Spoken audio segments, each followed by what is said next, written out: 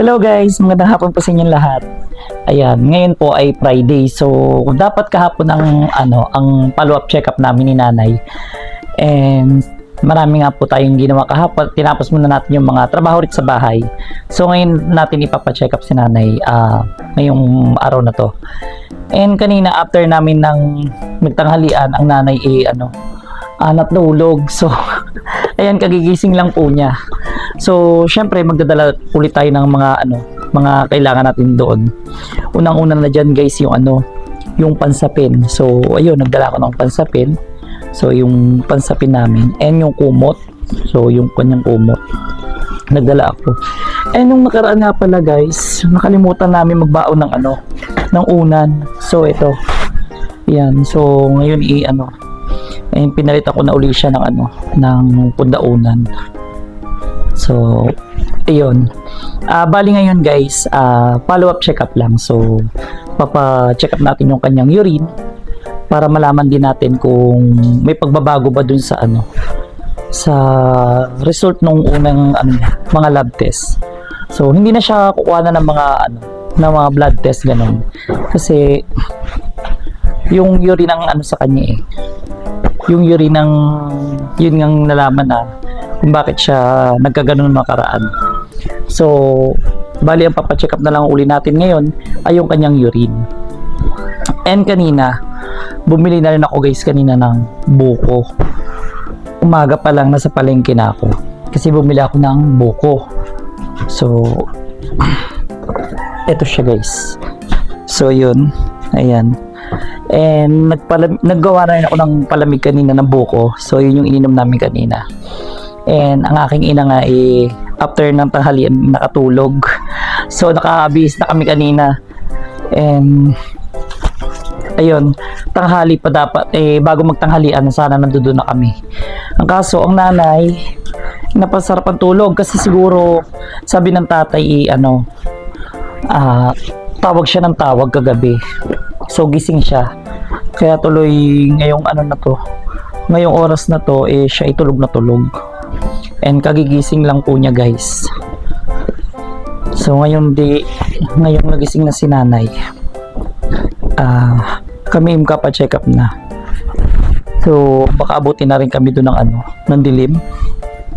Dahil nga, pero hindi naman siguro dahil saglit lang din naman yung check up niya kasi nga ang check upin lang naman sa kanya is yung kanyang urine. And aantayin lang natin yung result na yon. So, after nun uuwi na tayo. Hindi naman siya i-admit kasi okay naman ang kalagayan ni Nanay ngayon. Siyempre wag natin kalimutan yung wipes. Ayan. Kasi nagamit ko rin to guys nung kinuha na ng urine ng Nanay kasi hindi na siya ang Nanay kasi hindi na siya urine na sasabi mo na iihi ng kanya. So, kumbaga, inaano na siya yung parang may sinusundot na sa kanya na para siyang goma, para siyang rubber. So yun ang ginagamit sa kanya and yung kanyang diaper. Syempre nagdala tayo ng extra diaper para nagkaroon na ng laman yung kanyang diaper na suot-suot. May pamalit tayo. Tapos nagdala tayo ng alcohol, ayan, para doon sa hospital kasi doon nga syempre halo-halo din ng doon. So yun, okay na yung natin, okay na yung mga gamit. So ang Nanay natulog na naman siya. So ganyan lang siya. So okay, ready na yung gamit. And ako nito itatawag na ng tricycle. So magta-tricycle na kami papunta doon. Tapos yun, i-update ko na lang po kayo pagdating namin doon. So yun, sana okay na yung result ng ihi ni Nanay. And kasi mataas talaga yung yung UTI ng Nanay. So at least sana may pagbabago man or sana gumaling na din, di ba? Kaya yun ang dahilan kung bakit siya nakaraan nanghihina. So yun, okay na guys yung gamit namin. And also yung kanyang wheelchair, ayan, okay na din. And kami nito na. So nakabihis na rin naman ng nanay, nakatulog lang siya uli.